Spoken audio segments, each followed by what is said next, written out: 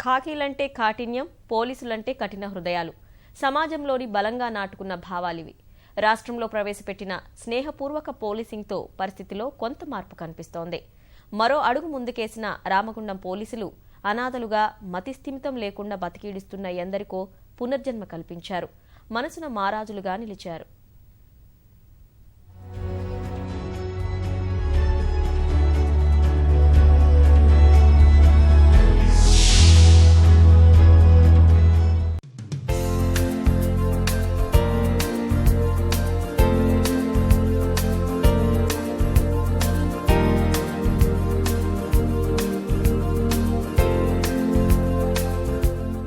ఈ రెండు దృశ్యాలు చాలు, మార్పు మన కళ్ల ముందు ప్రత్యక్షమవుతుంది. రామగుండం పోలీసులు చేపట్టిన పునర్జన్మ ఫలితాలు కనిపిస్తాయి. అప్పటి వరకు మతిస్థిమితం లేకుండా అనాథలుగా జీవిస్తున్న వారిలో పోలీసులు కొత్త వెలుగులు నింపారు. పిచ్చివారని ఈసడించుకోకుండా వారి భవితకు భరోసా కల్పించారు.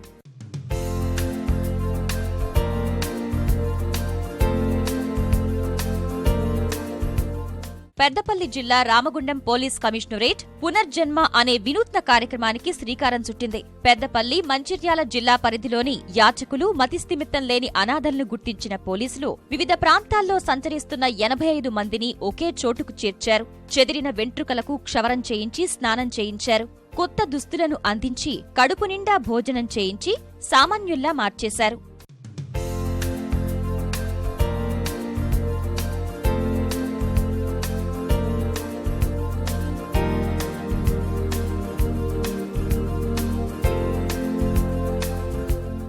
బాలస్వామి, మహబూబ్నగర్ జిల్లా పానగల్ మండలం ఉల్లబాపూర్. అయితే 97 డేస్ సెలెక్ట్ అయ్యాడు. అక్కడ 3 years చేసి ట్రాన్స్ఫర్ మీద బాలనగర్ గుడి మడతాండకు వచ్చిన. హైదరాబాద్ నుండి అప్ అండ్ డౌన్ చేస్తుంటే 2 years తర్వాత అనుకోకుండా అకస్మాత్తుగా పడిపోయినా. బయటికి వెళ్ళి రాగలిగిన. అయితే ఈ చర్చి మాణికేశ్వర నగర్ కింద, మన కృష్ణనగర్ కాలనీ కింద ఉండే వాళ్ళ నుండి చర్చి కాడికి వచ్చేసిన. ఇట్లా 2-3 సార్లు కలిసిపోయారు.